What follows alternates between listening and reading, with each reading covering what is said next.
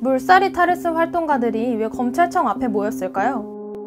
지난 5월 10일 동물해방물결이 고발한 경남어류양식협회의 어류동물 학대 및 살해 사건에 대해 불기소 처분을 내린 검찰의 결정에 반대하고 강력히 규탄하고자 하기 위함이었습니다.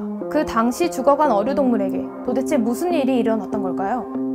지난해 겨울 경남어류양식협회 관계자들은 일본산 활어검형 완화 반대 집회에 살아있는 방어와 참돔을 데려와 여의도 민주당 사앞 길바닥에 패대기쳐 무참히 살해했습니다. 바닥은 순식간에 피로 물들었고 무차별적으로 내동댕이 쳐진 방어와 참돔은 고통스럽게 숨을 헐떡이며 죽어갔습니다. 경남어류양식협회의 명백한 동물학대 행위는 동물해방물결이 최초 고발할 당시부터 수많은 시민들의 공분과 언론의 관심을 이끌었던 사건인데요.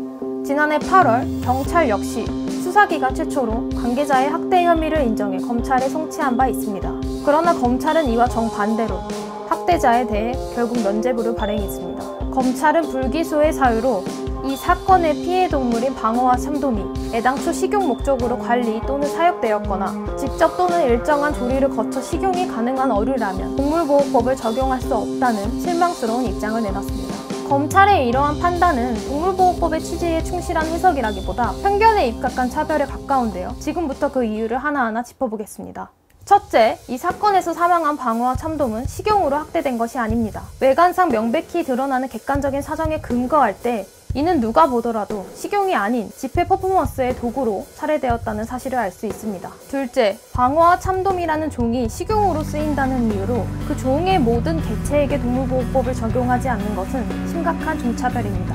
현행 동물보호법은 분명 고통을 느끼는 신경체계가 발달한 척추동물로서 어류를 보호 대상에 포함하고 있습니다. 즉, 고통을 느끼는지에 따라 보호 여부를 판단하고 있는 것이죠. 지각 있는 존재의 권리나 복지를 보장하려 할 때 가장 중요한 잣대는 종이 아니라 개체입니다. 개인의 복지나 권리보다 종을 우선시하면 인종차별이 되는 것처럼 말이죠. 셋째, 검찰의 이 같은 결정은 동물보호법의 위상과 취지를 몰각했습니다.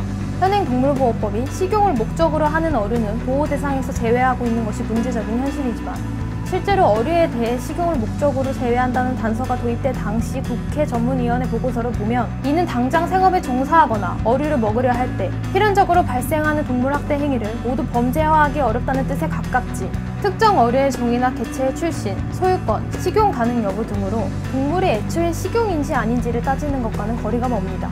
분노와 혐오 표출의 도구로 삼아 잔혹하게 학대, 살해된 어류동물에 대해서조차 현행법으로 방지할 수 없다면 매우 심각한 문제가 아닐까요? 검찰의 잘못된 법 해석을 그대로 적용한다면 현행 동물보호법이 보호할 수 있는 어류동물은 없는 것이나 마찬가지입니다. 이 사건에 대해 몇몇 사람들은 어류는 고통을 느끼지 못하는데 무엇이 대수냐 라는 반응을 보이기도 했습니다. 과연 정말로 어류가 고통을 느끼지 못할까요? 기본적으로 어떤 외부 자극에 대해서 고통을 느끼지 않으면은 생존할 수 없어요. 이 어류도 인간하고 거의 비슷하게 고통을 느끼는 시스템이 있다고 봐야 되거든요. 신경계가 아주 잘 발달해 있고 그 외부 상처 이런 거에 대해서도 굉장히 민감하게 반응을 하죠. 어류는 우리와 마찬가지로 코르티솔 같은 것, 스트레스 호르몬을 가지고 있습니다. 그렇기 때문에 일반적으로 이제 고통을 느끼고 있다는 거는 다 받아들여지는 사실이고 던져가지고 충격을 주고 여기 부딪혀가지고 피를 많이 흘리고 있잖아요. 이건 몇 분 안 가서 죽을 수 있는 그런 상황이 되는 거죠. 근데 죽기 전에도 굉장히 이제 고통을 느낀다라고 얘기를 할 수 있습니다. 대표적으로 이제 아가미 호흡을 하는 애들이고, 아가미 호흡을 한다는 거는 우리가 일반적으로 공기 중에 있는 것들을 바로 이제 허파로 들이마시는 게 아니라 물 속에 녹아있는 산소를 분압을 이용해서 자기 몸으로 전달을 하는 거거든요. 물에서 공기 중으로 노출됐다는 거는 굉장한 스트레스죠. 과다한 산소가 바로 이렇게 체액에 이제 와 닿으니까 그럴 때는 이제 과호흡 증세가 또 나타날 수 있고요. 이 과호흡을 통해서 산소가 급격하게 이렇게 들어가게 되면은 활성산소로 인해서 독성이 생기거든요.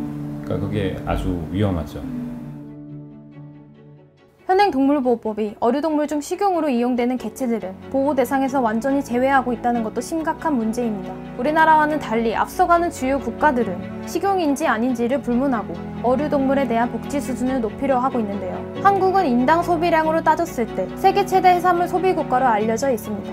하지만 어류동물의 고통을 방지하기 위한 조처들은 전무한 수준이죠. 동물보호법이 제정된 지 30년이 지난 지금 우리나라에서도 어류동물의 권익을 실질적으로 보장해 나가기 위한 법 개정이 시급한 이유입니다. 이 사건의 법리를 떠나 가장 중요한 사실은 이 세상 그 어떤 동물도 먹히기 위해 태어난 동물은 없다는 것입니다.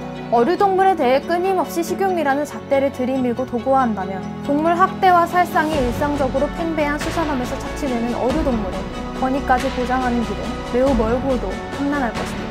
동물해방물결은 해당 사건에 대해 엄중한 처벌이 이루어질 때까지 법적 대응을 지속할 것이며 여러분들의 많은 관심과 행동이 어류동물 해방에 더 큰 힘이 됩니다. 동물해방물결과 끝까지 함께해주세요.